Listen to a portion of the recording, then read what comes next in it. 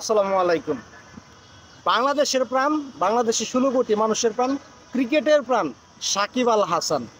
এই নামটা শুনলে মানে জনপ্রিয়তার শীর্ষে আমার মনে হয় এই যুবক যারা আছেন, আমাদের মতো যুবক যারা আছেন, বিশেষ করে জেনজি জেনারেশন যারা আছেন, তাদের কাছে কতটা জনপ্রিয় এটা বলা বাহুল্য।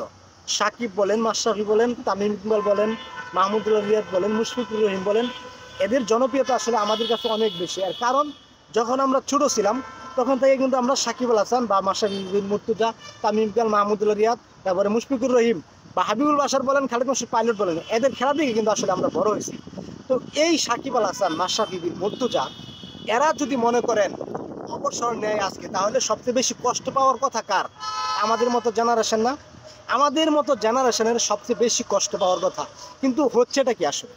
আমরা কি কষ্ট পাইতেছি? আসলে আমরা কিন্তু কষ্ট পাইতেছি না। এর কারণ কি জানেন? বাংলাদেশের ভিতরে এখন সাকিব আল হাসানের দুইটা গ্রুপ হয়ে গেছে। যেদিন থেকে সাকিব আল হাসান একটা দলের মধ্যে মানে বদ্ধ হয়ে গেছে, একটা দলের এমপি হয়ে গেছে, সেদিন থেকে সাকিব আল হাসানের ভিতর 16 কোটি মানুষের ভিতরে ধরেন 10 কোটি আমার মতো যুবক আছে, 10 কোটি যুবকের ভিতরেই 6 কোটি ভাগ হয়ে গেছে, আর 6 কোটি সাকিবের পক্ষে আছে। যারা মূলত আওয়ামী লীগ করেন বা ছাত্রলীগ বা ছাত্রদল, মানে যারা যাই কিছু করেন, তারা মূলত সাকিবরে একদম মনে করেন মাথার উপরে উড়াই লাইছেন। সাকিব দলীয়ভাবে আওয়ামী লীগ ক্রিকেট খেলে সব কিছু হবে। আর যারা মনে করেন অন্য পজিশন করেন, তো অন্য পজিশন করলে হয় কি, যে এই যে সাকিব আল হাসানের দলীয়করণটা, তো এটা কিন্তু আসলে যারা দল করে, বিশেষ করে অন্য দল করে, তাদের কাছে কিন্তু এই জিনিসটা ভালো লাগবে না।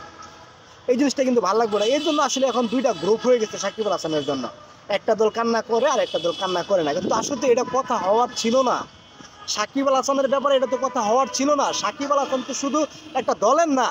সাকিব আল হাসান, মাশরাফি বিন মুর্তজা, এরা তো ভাই কোনো দলের হওয়ার কথা ছিল না। এরা তো বাংলাদেশের 16 কোটি মানুষের ভাই।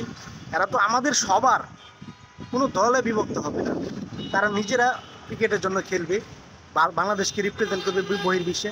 একটা দলের হয়ে তো না ভাই। যখন দলীয়ভাবে হয়ে গেছে, তখন তো একটা পক্ষ মাশরাফির পক্ষে নিবে, সাকিবের পক্ষে নিবে, আরেকটা পক্ষ সাকিব এবং মাশরাফি দুজনের বিপক্ষে যাবে।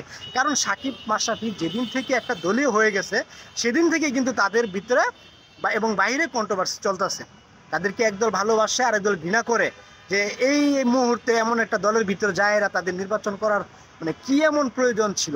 আচ্ছা, তারা যদি মনে করেন নির্বাচন করতো, এমনিতে যদি তারা দাঁড়াইতো যে কোনো দল ছাড়া, তাহলেই তো মানুষ, আমার বিশ্বাস, যে তাদেরকে ভোট দিত।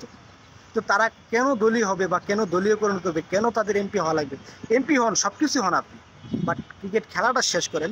বাংলাদেশের মানুষের একটা আস্থা, অর্জন, বিশ্বাস যে ছিল আপনাদের প্রতি, সেই বিশ্বাসটা ধরে রাখেন।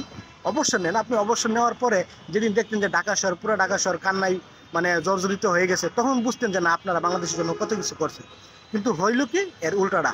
আপনি অবসর নিছেন আর মানুষ হাসতেছে, আরেক দল বলতেছে হ্যাঁ ঠিকই আছে, অবসর নিছে। এখন আপনার নিরাপত্তাটুকু আপনি দেশে পাইতেছেন না। আপনি ভয়ে এখন দেশে আসতে পারতেছেন না। অথচ বাংলাদেশের একজন ক্রিকেটার, অথচ বিশ্বের সেরা নাম করা একজন অলরাউন্ডার আপনি, কিন্তু আপনি বাংলাদেশে ঢুকতে পারতেছেন না। আপনি বাংলাদেশে ঢুকতে পারলে, আপনি বাংলাদেশে খেললে আপনি বিদায় নিতে পারতেন, কিন্তু আফসোস আপনি বাংলাদেশে ঢুকতে পারতেছেন না। আপনার নামে এখন হত্যা মামলা চলতেছে। একটা দল করার কারণে হত্যা মামলা চলতেছে, জানি না কতটুকু সত্য, তারপরে হত্যা মামলার চলতেছে আপনার বিরুদ্ধে।